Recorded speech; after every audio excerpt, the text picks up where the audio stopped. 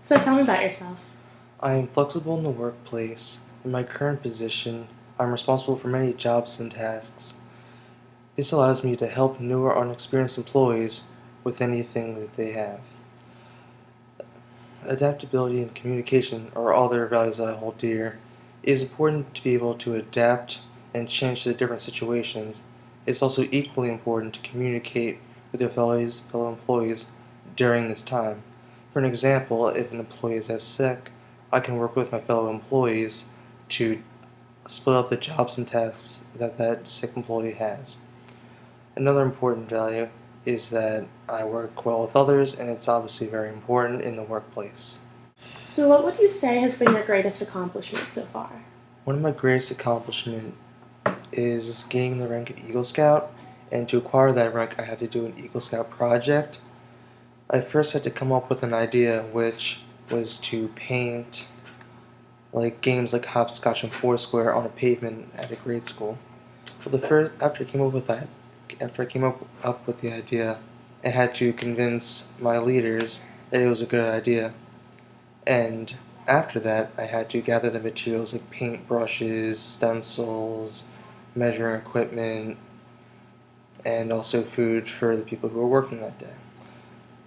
And during the project, I gathered my troop members and I each put them in groups for each individual game, and they're all in charge of like a certain job. Like one was a painter, one was a cleaner, and one would like do all the measuring. And this really inspired me because, like going back to the grade school, like I see the kids playing on it, and it's still there to this very day, and it's nice to know that I made a difference. Capture. So tell me about what you've learned in school. Something I found interesting was in the chapter of organizational structures, and that was Gareth Morgan's Metaphors for Organizations. The first one I'd like to talk about is seeing an organization as a machine, which is managing for efficiency, attending to the flow of inputs and outputs. Another one I'd like to talk about is seeing it as an organism, which is committed to employee health, welfare, and changes in the environment and adapting to those changes. And the last one I'd like to talk about is seeing it as a brain, which is developing excellent knowledge management systems in addition to leadership development. I like these metaphors because it's a unique way of seeing organizations. So tell me about yourself. As a person, I'm definitely really outgoing. Working with others is something I do very well. As you know, I'm a tourism and hospitality management major, and that's definitely something I'm really passionate about. I enjoy learning about the business and working with different branches of it.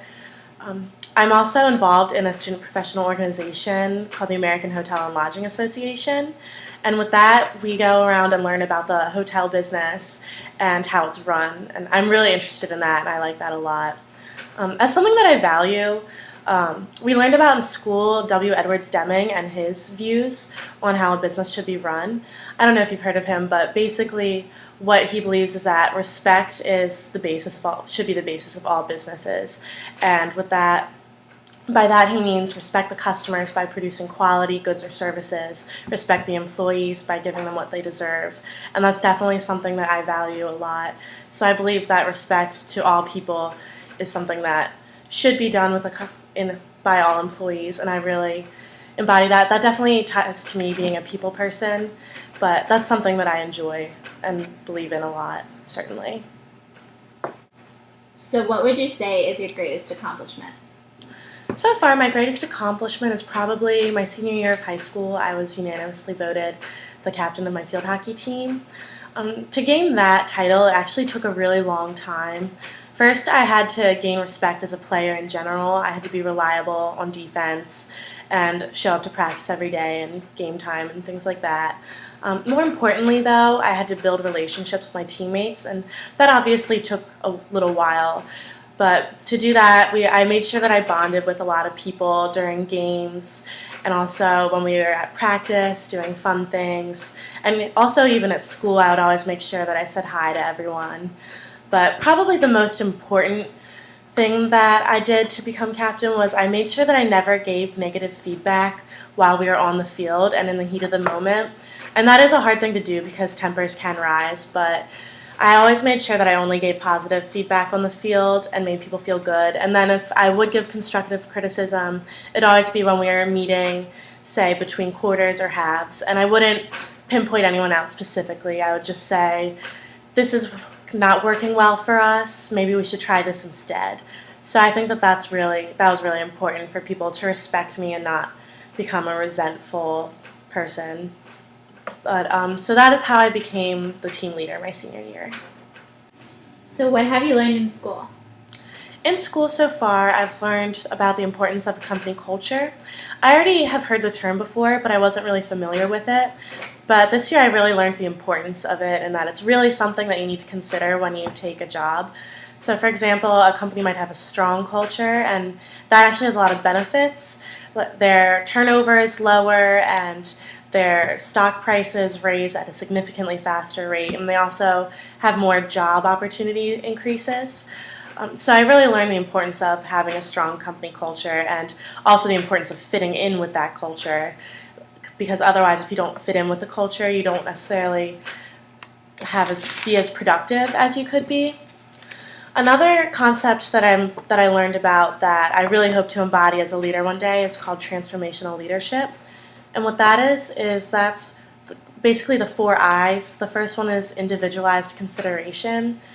And that's where you try and bond with every member on your team as a person themselves. And from there, you can get to know them and gauge how to inspire them specifically to do what you need them to do. The second I is intellectual stimulation. And what that is basically you try and challenge them all, make sure that they're all working up to their full potential, because that in the end will keep them happy and instead of being bored and feeling underappreciated. The third I is idealized influence, and what that is basically living the way that you want people to see you. So you practice what you preach essentially, and you make people look at you and think, well, that's a great leader just by the way that you act. So you show through example, essentially. The fourth I is inspirational motivation, and that's pretty self-explanatory. You basically inspire your team and motivate them to do their best. So that's a concept that I really hope to embody as a leader that I've learned about in school this year.